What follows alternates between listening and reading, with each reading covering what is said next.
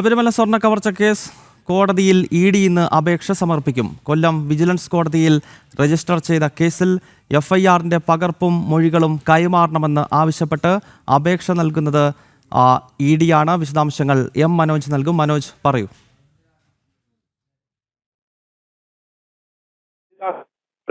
Advocate M J Santhosh അദ്ദേഹം ഈ ഇ.ഡിയുടെ അപേക്ഷ ഇന്ന് സമർപ്പിക്കുകയാണ്. ശബരിമല സ്വർണ്ണക്കൊള്ളയുമായി ബന്ധപ്പെട്ട് നേരത്തെ തന്നെ ഹൈക്കോടതിയിൽ ഈ ഇ.ഡി അന്വേഷണത്തിന് തടസ്സമില്ല, അതായത് അതോടൊപ്പം തന്നെ വിദേശ ബന്ധമൊക്കെ ഉണ്ടോ എന്ന് അന്വേഷിക്കാൻ അനുമതി ഉണ്ടായിരുന്നു. അതിൽ തടസ്സമില്ല എന്നുള്ളത് ദേവസ്വം ബെഞ്ച് തന്നെ വ്യക്തമാക്കിയിരുന്നു. ഇതിനെ തുടർന്നാണ് ഇ.ഡി അന്വേഷണത്തിന് ഈ കേസിൽ രജിസ്റ്റർ ചെയ്തിട്ടുള്ള, അതായത് ഈ രണ്ട് കേസുകളിലും രജിസ്റ്റർ ചെയ്തിട്ടുള്ള എഫ്ഐആറിന്റെ പകർപ്പും മൊഴികളും കൈമാറണമെന്ന് ആവശ്യപ്പെട്ടുകൊണ്ടാണ് ഇ.ഡി ഇന്ന് ഈ അപേക്ഷ സമർപ്പിക്കുന്നത്. എന്തായാലും കോടതി നടപടിക്രമങ്ങൾ സമയത്തിനകം തന്നെ ആരംഭിക്കും.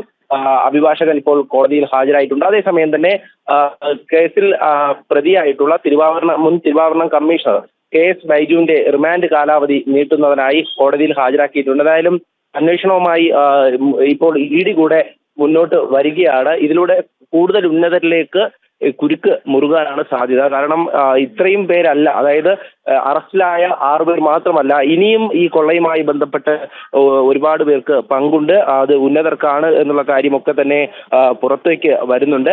അത്തരത്തിൽ അവസാനമായി അറസ്റ്റിലായിട്ടുള്ള A. പത്മകുമാർ, അതോടൊപ്പം തന്നെ N. വാസു എന്നിവരുടെയൊക്കെ ബന്ധമടക്കം പോലീസ് പ്രത്യേക അന്വേഷണ സംഘം അന്വേഷിച്ച് വരികയാണ്. അതോടൊപ്പം തന്നെ ഇവരെ കസ്റ്റഡിയിൽ വാങ്ങി ചോദ്യം ചെയ്തിരുന്നു. ഇനി എന്തായാലും തിങ്കളാഴ്ചയോടെ ഈ 8-ാം തീയതി, അതായത് ഡിസംബർ 8-നാണ് പത്മകുമാർ സമർപ്പിച്ച ജാമ്യാപേക്ഷ വിധി പറയുക.